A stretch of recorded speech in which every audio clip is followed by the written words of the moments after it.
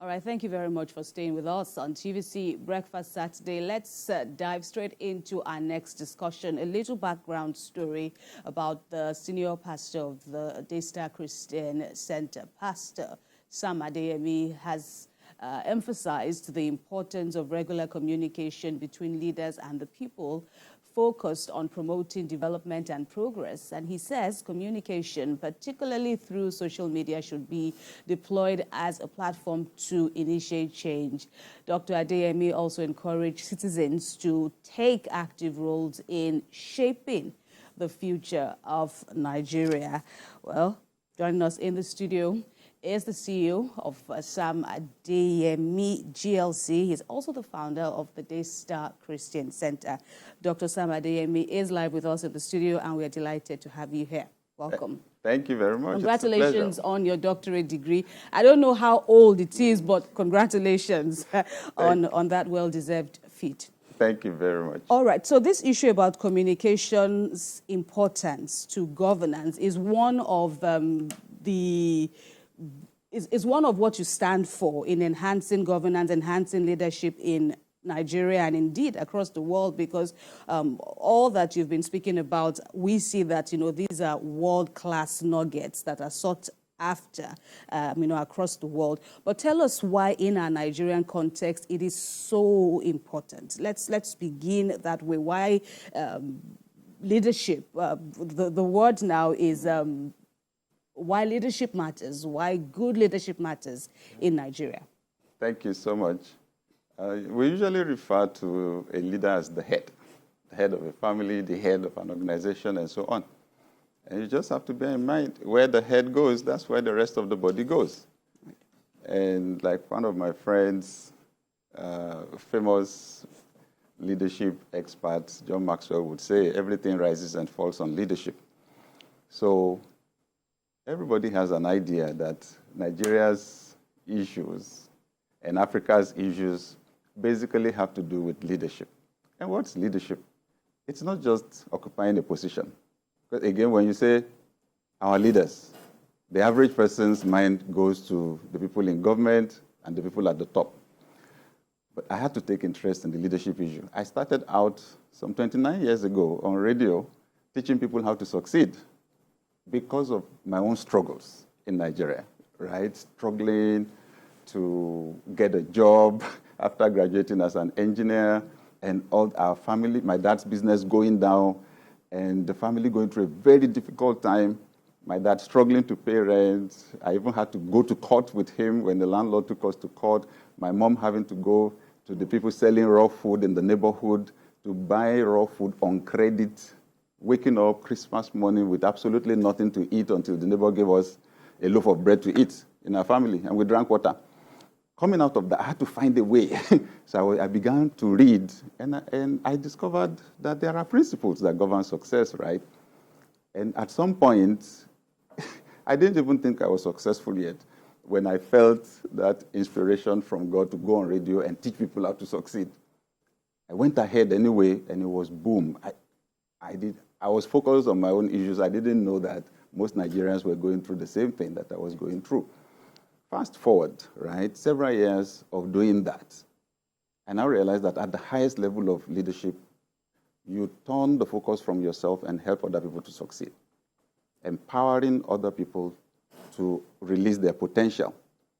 That's what leadership is about. But you had overcome those challenges at the time you chose to sell them to the public. I didn't think I had, Okay. but I had learned a lot. I had begun to experience a lot of success because principles are powerful. Principles have power. It's like gravity. If I throw my phone up, it's coming down. Anywhere on the planet, it is coming down. There's a force that is pulling it. Once you understand the principle, you satisfy its conditions, invisible power begins to help you. I must confess, I had begun to get results, but not as much as I thought as I should. But I'm glad I went ahead, began to teach other people. What are those defining moments for you in this area of leadership, if you will be specific to Nigerians? Okay, so first,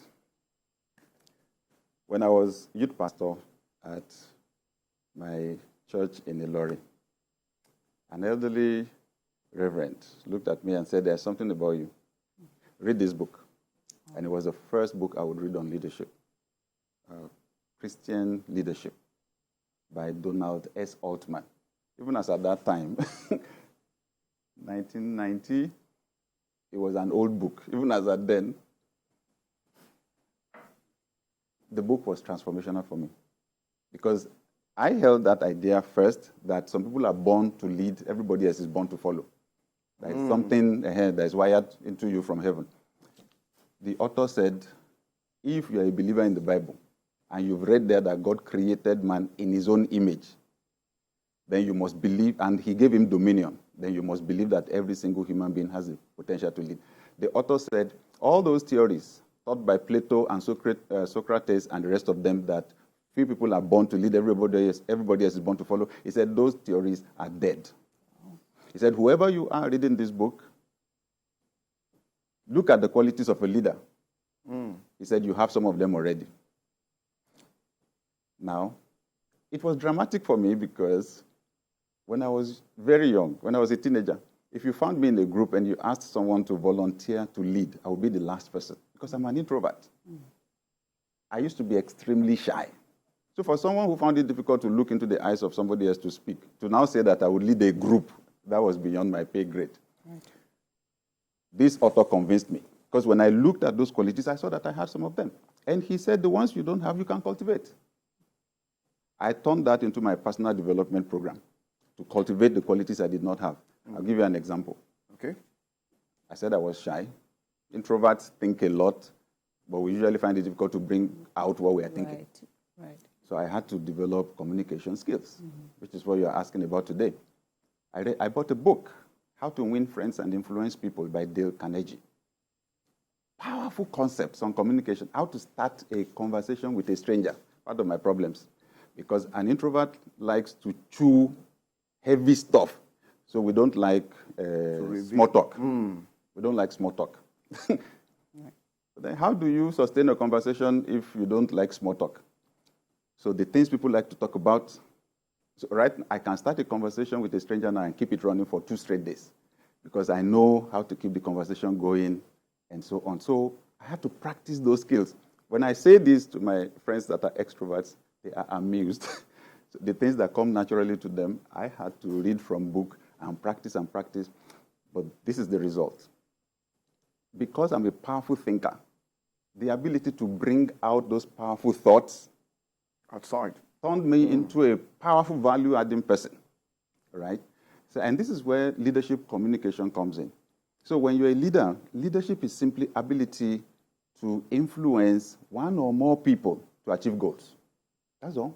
Influence. That's the key word in leadership today, not position.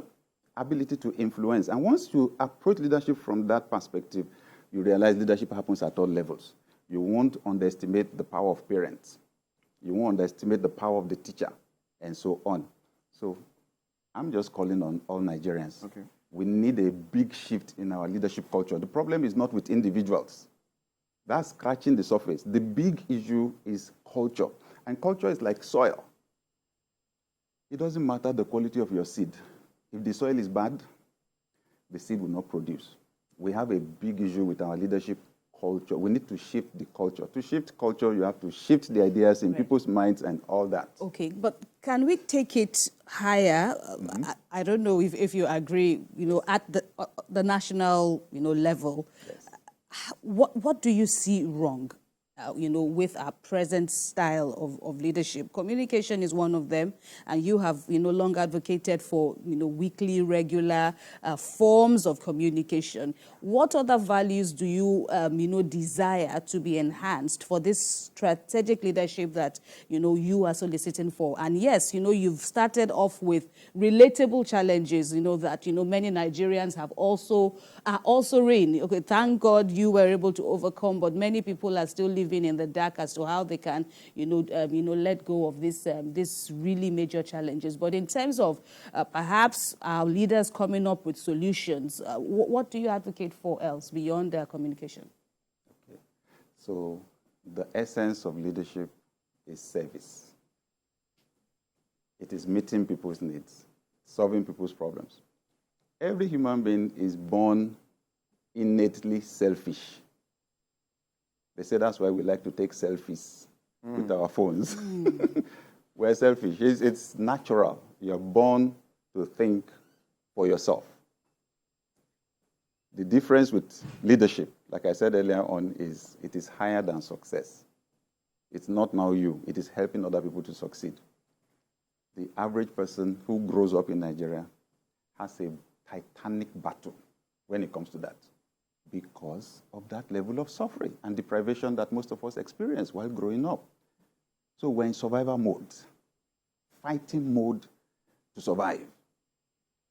If there is no intervention along the way to turn your focus away from yourself and turn it to other people to the point where you're actually willing to sacrifice to help other people to succeed, you will rise into the top, still in survival mode.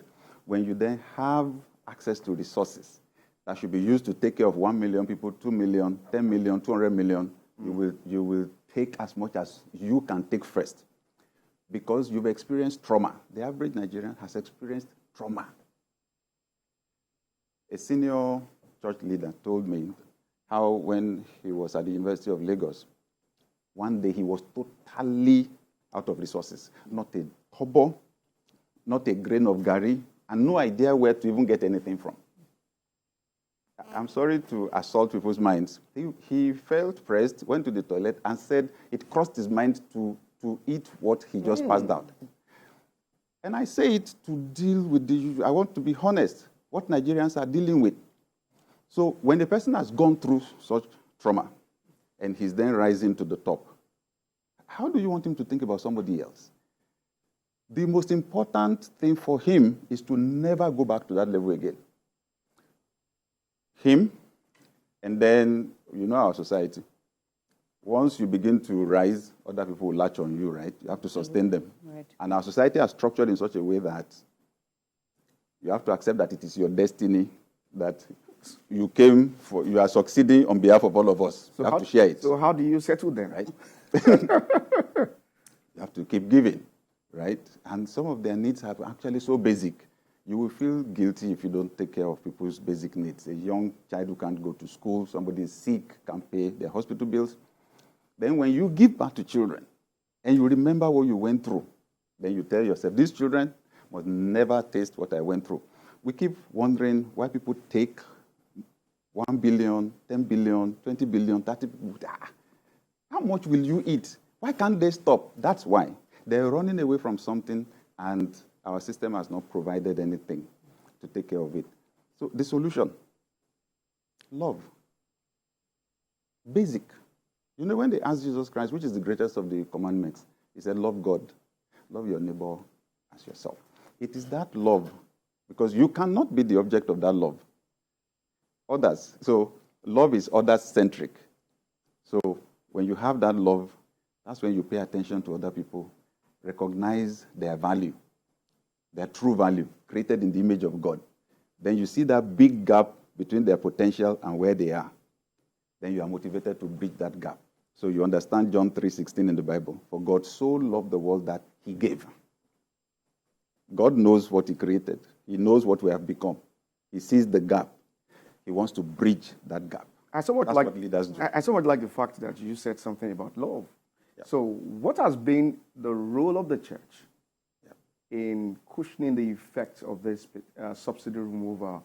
I'm quite sure at this time you should be getting quite a lot of demands from church members. What has been the role of the church in doing this? Well, to the extent that I am aware, a lot of churches are doing quite a lot of things that they don't make noise about. The requests, they have multiplied. That's the plain truth. And I'll tell you one painful part to it. I'm glad that at this time, several years back, we looked at the Bible and we told ourselves the word works wonders at this time. We want to do the Bible. And what we saw was from the day of Pentecost, when the New Testament church was birthed, food distribution started. Acts chapter 2, straight. And I love the strategic wisdom in that, where one Yoruba proverb says, when hunger has entered into someone, there is no other discussion that can go in there. James, the apostle in the Bible, also said it. He said, if your brother has basic needs, don't be preaching to him and say, be warm and be filled, and then send him away without meeting the basic needs. And most Nigerians are at that level. So people wonder, with all the teachings in the church, why is it that the country is not changing? I promise you, every single person will put survival first. Somebody is about to die, you are quoting scriptures or quoting constitution. Morality loses its value. The division between right and wrong will go, let me live first, let me survive, then we will discuss what is right and wrong. So when we saw that the church prioritized food distribution, in fact, the first crisis recorded in the New Testament church in Acts chapter 6 was around food distribution, because some people was getting food, some said the food was not getting to them, to show you that it had become a huge operation. And they had to create a new level of leadership to take care of it. So in Daystar, we created our food store. There is always raw food there. And we have a policy, nobody goes to bed hungry in this church. So are you saying every week or every day people can go to the church and get food? Is that what you're saying? Every single day. We have small groups all over Lagos. So the leaders, once they know any family on their street doesn't have food, they don't need to be members of Daystar. If you are where any family does not have food, on Sunday they come to the pantry and they take the food. They source the food and take it to that family. And there are people that come, individuals that come and get the food too. It's priority number one. And then other basic needs like paying hospital bills, because love to me is valuing life. Like I said, God saw so much value in man, he gave. For us, the human is the most valuable asset God put on this planet. So we will do anything to defend human life. So we pay hospital bills, India, USA, South Africa, Dubai. Can we just, But- just a minute. So where are all this money coming from? What people contribute, that's what it's for. What people Right, contribute. right. If we say give to God, give to God. Is God sick that you want to pay his hospital bill, or is he hungry that you want to buy his food? Okay. There is, when you understand the Bible, you will understand that there is a bit of God in every human being. Every human is an extension of God. Okay. So Dr. what you do Adeyemi. to man, you are doing to God. Right. So, but in all of this, my thinking is the church is still limited somewhat. Yes, the church is doing what it can. Yes. And, it's fantastic that, a thriving church as Daystar is also, doing something to mitigate the hardship. But, still taking it back to our leaders. Yeah. One would say if you don't have it, you don't have it. This issue of love that you are propagating. So what's the way out? Will the cycle of hardship continue just if you are in the domain of a governor or a local government councillor or something who doesn't have that quality of love? So how do you break free from the vicious cycle? Thank you. Good question, right? I was on a flight with an ex-governor, and I was saying to him, you did some things while you were in office that I like. It showed that you have vision. I said, but most of your colleagues in the political space, they don't. They don't have vision. They don't have capacity for leadership. He said, Sam, I agree with you. Nigeria is like an aircraft that is being flown by pilots that did not go to flying schools. And when they crash the plane, everybody will be screaming. He nailed the point. The question is, so those in leadership position, where did they learn leadership? Is leadership in our curriculum in the school? How many books have they read on leadership? How many trainings have they attended? The fact, everybody in leadership position, whether in government or business, has to face that fact. You did well, you have strong drive, you achieve goals for your organization or whatever, or you can win elections. You now have the position. That does not automatically make you a leader. Leadership skills are separate. Skill for winning elections is one thing. Skill for making money for the company is one thing. But leadership skills, they have to be learned. Leadership can be learned. That's why we're discussing with the idea some people are born to lead. Yes, if you are born into a royal family, that's fine. But we're in a democracy, right? So leadership needs to be learned. So the question we then ask ourselves is, So where is that learning structure in our whole system? Right. I'll tell you how it works in developed economies. Primary school, they make it compulsory for the young child to do volunteer work. It's compulsory. The child will be taken to an orphanage, taken to a hospital. They must do work for which they are not paid, and it is recorded. High school, they now even give them credit. It's a subject. So if you don't do it, you will not even graduate. I'll tell you, for example, in the US, you're applying to go to university, they ask you to write a personal statement. Who are you? What do you like? What don't you like? And what value will you add to our university if you come in? One of the major things they are looking for is the volunteer work you have done. They will not admit you if you've not done anything, because for them, they will be investing in someone who is going to become a liability, not only to the university, but to the community. We don't have an equivalent for that. Okay. The organizations that we had before that were to inculcate those values in young people, they have died. Boy Scouts, Boys Brigade, so the fight for survival is such a huge priority for us. We don't even have any structure for sustaining them. They died. We need, so if you ask me, I'll tell you, we need intervention for the leaders that are up there, anywhere, business, government. I will advise every leader, get a leadership coach. Someone to advise you on the leadership part of your job. If not, you will squander massive opportunities. You will wonder why the masses are angry with you and raining curses on you every day. I know it pains my friends that are in government, that people rain curses on them, because some people actually desire, to do well. And they just wonder why people are so bitter, especially this younger generation on social media, just be raining curses. You need a leadership coach to open your eyes, give you perspective on the leadership part of your job, like the communication you are asking about. Advise you on what to say. You know it happened in the Bible, that there was a king like that people said, the son of Solomon, King Solomon. When Solomon died, they approached the young man who just became king. Your father built such a humongous system. To maintain it, he taxed us to the limit. Reduce the taxes. The guy said, I'll come back in 3 days. He asked the older people who had advised his father, they said, speak kindly to the people. Tell them you are going to serve them. You will see. They too will serve you. The young people, his friends, who did not have experience, they said, Kenny, now that it is your turn to be king, tell them that you won't take nonsense. He too went and said, I won't take nonsense. I'll deal with you. The country broke into two under him, and the major parts left him. They killed the government officials he sent to collect taxes. So if you have a coach, a leadership coach, the coach will be able to advise you. That's the only thing you can do as a top person. But we also have to go down and start with our children. Because what we're dealing with is not individual, it's a culture. You see a tree, everything that is in the soil around it is what is in the tree. When you grow up in Nigeria or Africa, something wrong about leadership already grew up with you. With all these challenges, how can young people come out to believe in themselves and ensure that they can be good leaders? We have this pattern saying that we are the leaders of tomorrow. So I think we've gone past that stage. At what point can these young people take that role of leadership and become better person and improve the society and everything in the economy? Thank you. That's a good question. My advice to our young people would be this.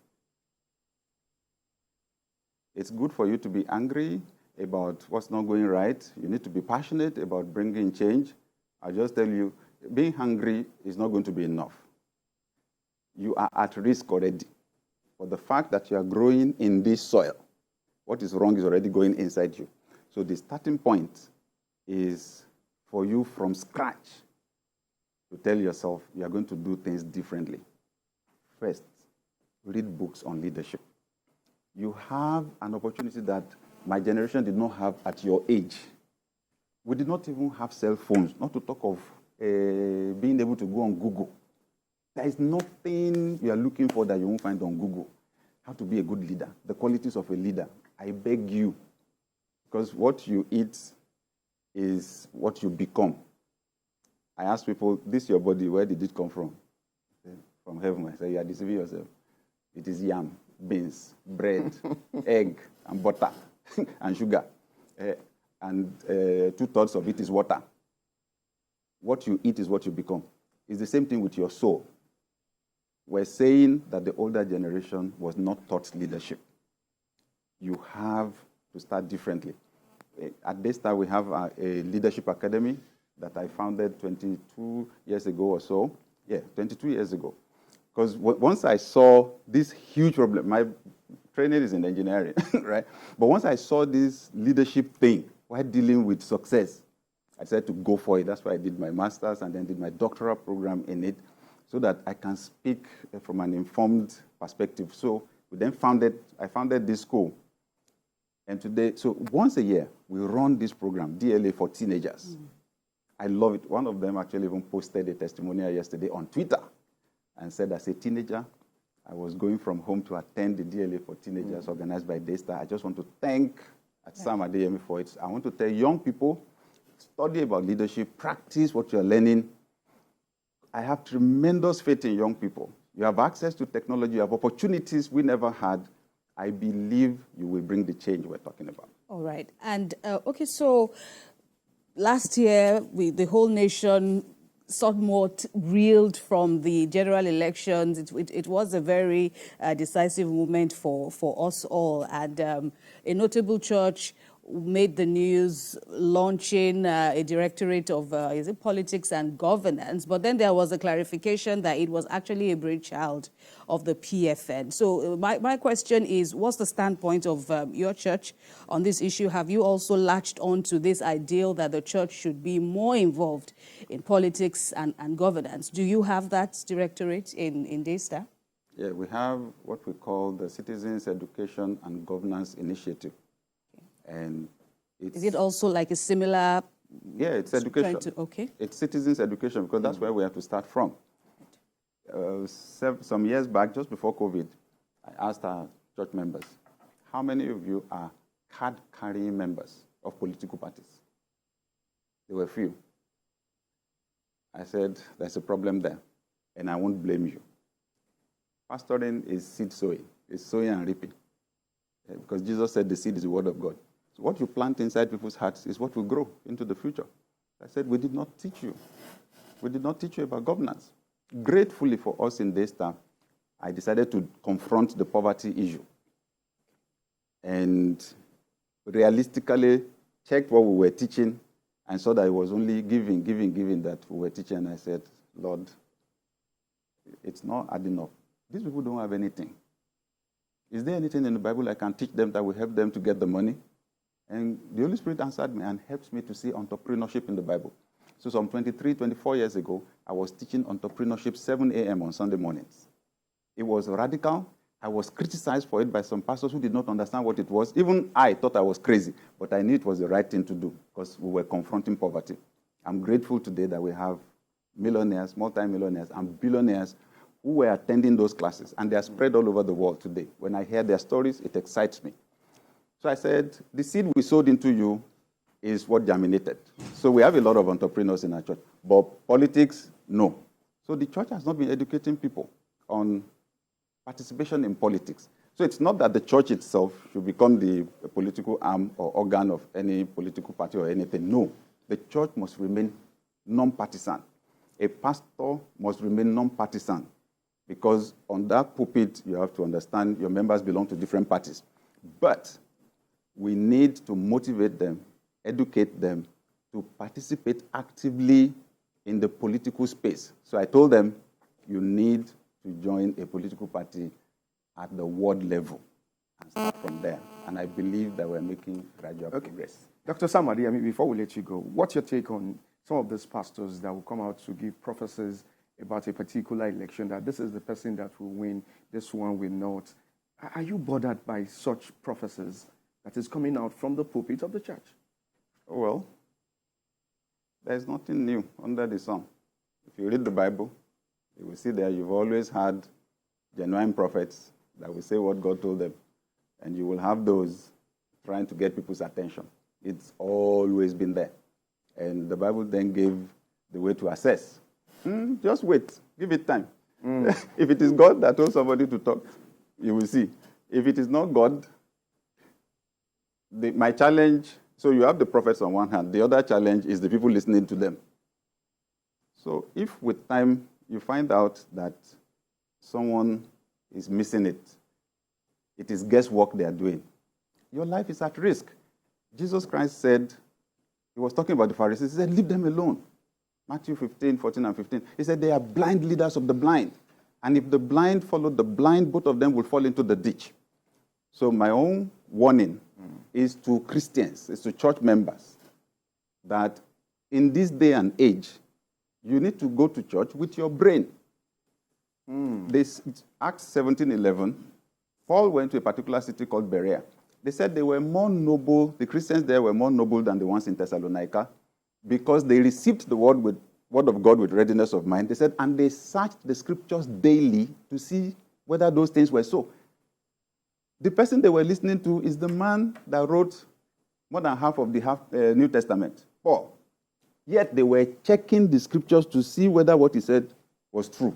Most people in Nigeria don't check nothing. They like drama. So as long as a pastor has charisma and speaks with confidence, they just follow everything the pastor says. Those days are gone. At the end of the day, Jesus said, you will fall inside the ditch. If you read the Bible yourself, your eyes are open. To check. And then so I asked the question, if the eye of the follower is open, the person they are following is blind, what's supposed to happen? Why should somebody whose eyes are open be following somebody whose eyes are not open? I listened to your podcast where when you were preaching and you said that the eagle is a fasted bird, and you came to the pulpit and made that correction. That was good of you. All right. Oh, thank you. All right, Dr. Adeyemi, I'm afraid we've run out of time, but we thank you, and we look forward to more engagements with you on, these issues and other related issues. Thanks a lot, founder of Daystar Christian Center Nigeria and the CEO of Sam Adeyemi GLC, Dr. Sam Adeyemi. Thank you very much for your contributions today. Thank you for having me here today.